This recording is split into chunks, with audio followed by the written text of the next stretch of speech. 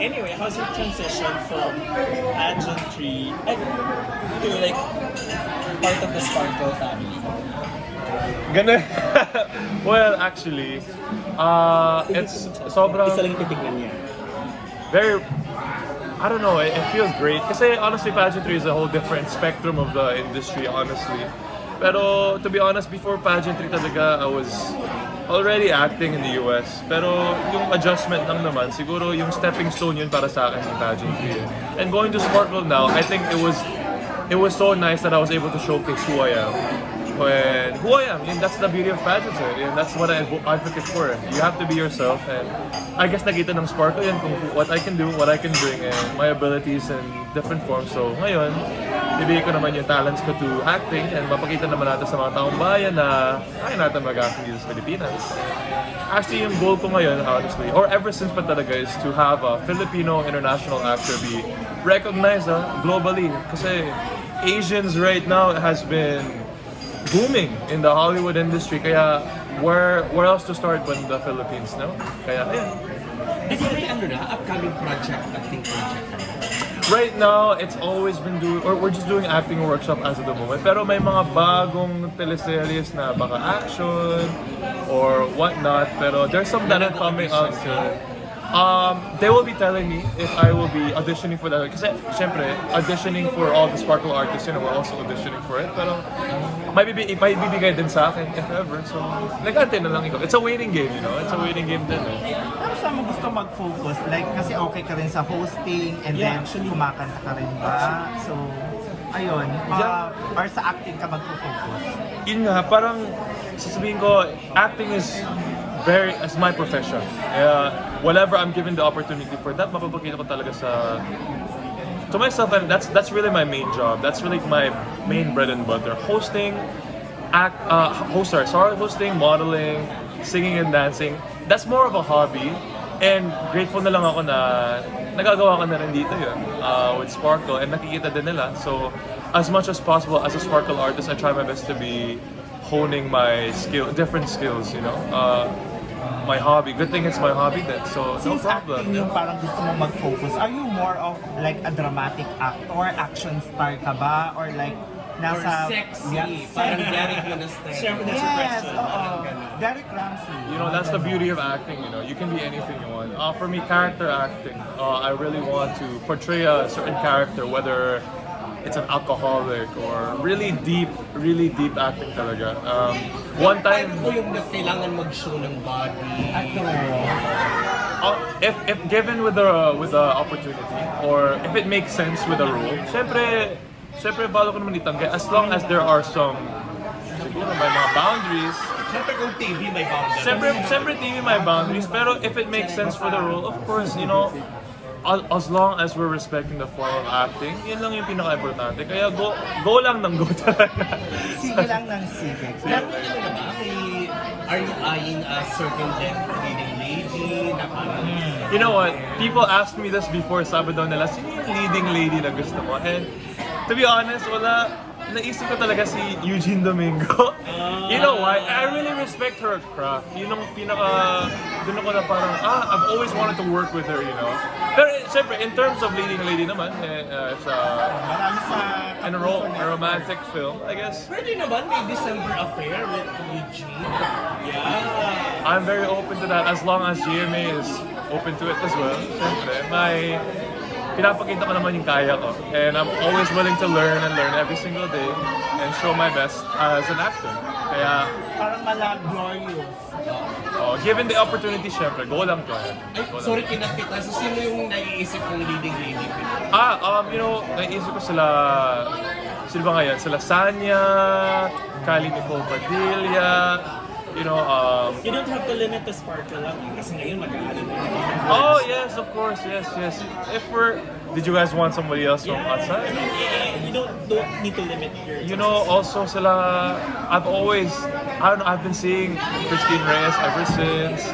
I've always idolized them when I was a kid, and now, being in this industry, parang it's possible, Like, honestly, I've been meeting everybody, and every time I every single day as a sparkle artist, nakita ko parang, posible talaga. It could be anybody, pero I'm just ready to work. Yun lang masasabi ko. Nag-audition ka ba nung kay Kunan? Oh yes. How was it? Honestly, it was very nice. I was able to speak Spanish for the first time kasi I studied. Kasi yung mga business partners nila, they're two, both of them are from Mexico. They flew there and I was able to introduce myself and I didn't want to be salesy. I was just myself and we were just laughing the whole time.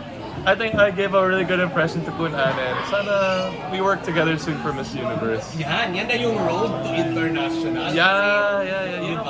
Yun ang focus ngayon. If ever I'm able to work with them for Miss Universe, I think that will open so many doors for me. I think a lot of Filipino fans will also be proud of that. You know, like somebody from GMA to be part of Miss Universe as a host, that will be amazing. Kaya push tayo dyan. Speaking of Kunan and Thailand, there was a one time during the pandemic na nauso yung BL series. So you're also open to something like that. BL series, for now, like I said, as long as the acting makes sense. For me, right now, as I'm doing acting workshops, na-focus na muna namin yung this thing called instrumental. We focus on my fundamentals, my craft. There's this relationship work, there is character exploration. Maraming ano yan eh. Yun ang muna yung asset i-focus ko muna. And then given the role, if GMA does that, right now I'll focus on the series na binibigay sa akin ng GMA. Pero of course, I can't say no to all these opportunities, syempre if it makes sense. Because of your good looks, tapos beautiful body, di ba? So, syempre hindi natin maiiwasan na minsan may mga talagang maraming for sure nag-a-admire sa'yo. So, nakaka-receive ka rin ba ng mga, parang how do you handle yung mga nag-a-admire sa'yo? Like may mga nag-message, mga ganyan for example. How do you handle them? Kadamihan dyan, mga comments actually. Yung mga comments, sobrang natatouch ako. For me, I know when to filter out the bad and the good. Pero I try my best not to. I appreciate and I'm grateful for all the comments, the people admiring me. If I was able to change somebody's life through pageantry itself, sobrang sarap sa feeling, you know. Pero at the same time, I just do what I can for myself. Kasi I try my best not to be too affected, even in the praises.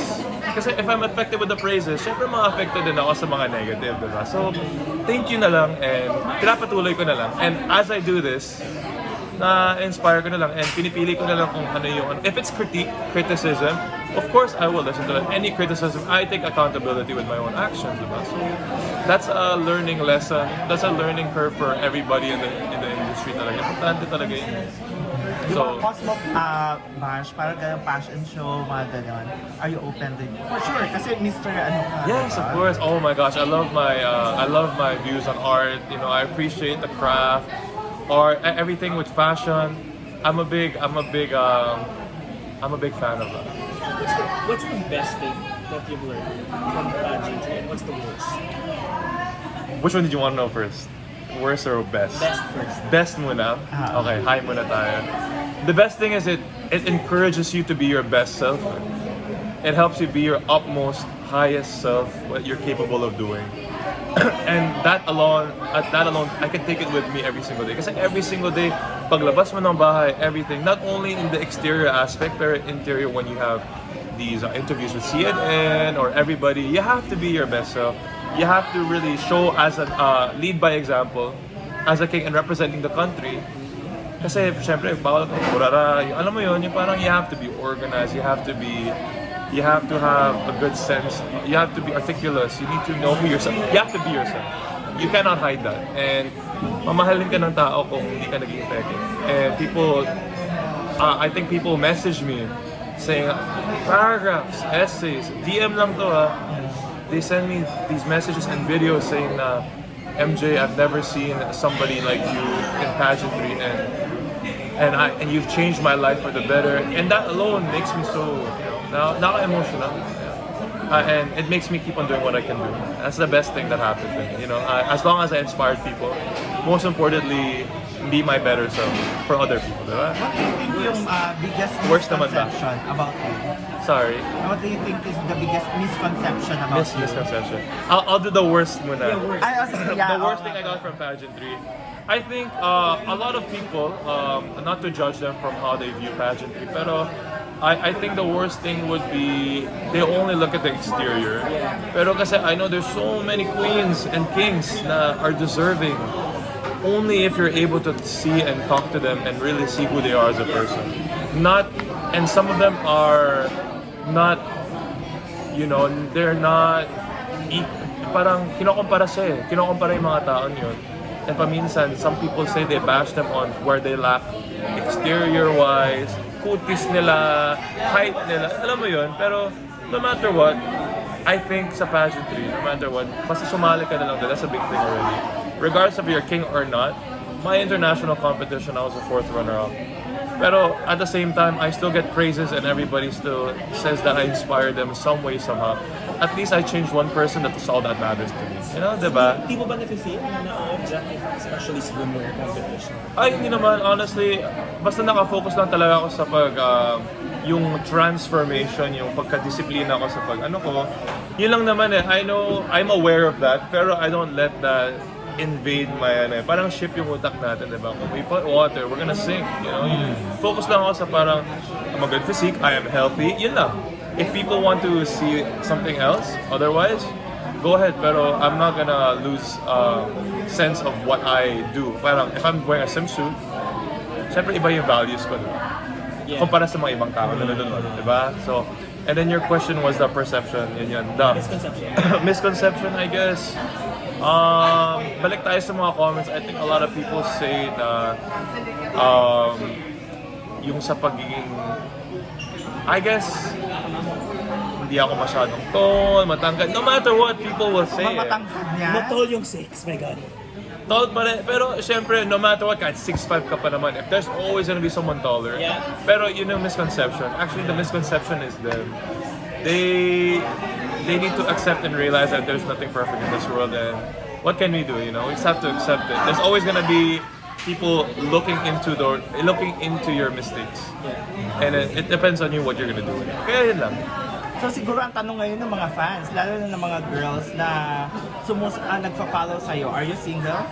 Right now, I'm single. Yes. And ano yung parang ideal type mo, usually? My ideal type of a girl is somebody who is malayo. The joke, malayo, no? The joke lang. LDR. And then, ideal girl is somebody who can support me from through thick and thin. Understanding, independent, strong, but sure. Let's go back to the malayo. What do you mean by that? Hindi, kasi I just like foreshadowed my conversation with my friends na parang mga type nila, mga malayo. Pero may mga ibang tao naman dito. Actually, to put more emphasis on that, kasi paminsan, the people around us in this country, paminsan, there's other people out there in this world that are deserving for your love, diba? And let's not limit ourselves sa this country. Siyempre, sa tamang timing, darating din yan. As long as you focus on yourself, huwag kang mawala lang sa sarili mo. Someone will come. Nasa Russia pa naman sila or whatever, Alaska, di ba layo? You never know, So focus mo muna sa sarili mo and it will just come. One last question. One last question Sa tayo. sobrang daming bagong artists and staple na talents sa Sparkle, how do you intend this time? I'm very happy. I think being empathetic and having great candor towards these people. Diba? I can't really say much. I'm happy for Sparkle that we're getting all these people who are talented, diba?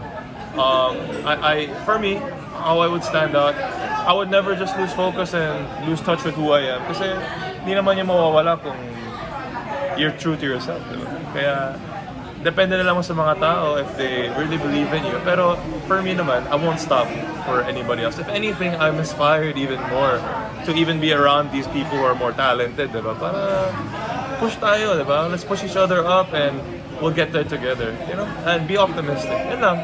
Nothing against them. Now that you're part of Sparkle, ano yung mga naka-line up na projects? Invite them Yeah, guys, actually, follow me on all my socials. Ma-announce ko din yun very, very soon kung ano yung mga bagong ganap ko. Looking forward into meeting you all, and please support me. Follow me on MJ Ordillano sa Instagram, MJ Ordillano sa Facebook, and MJ in real life. Kaya this is- TikTok too? May Sorry. TikTok ka? As of the moment, no. For me, a lot of people are telling me to do a TikTok, pero mamaya na muna. Kasi very different industry. I'm not really into the dancing thing. Pero given, sumasali na lang ako sa mga ibang TikTok friends ko, you know. Pero focus tayo sa acting. Kaya, Good job. ayun guys, thank you so much for interviewing me. I appreciate it. MJ, Liana, guys. Congratulations. Nice to meet you guys. Sparkle. Thank you. Kapicture kami.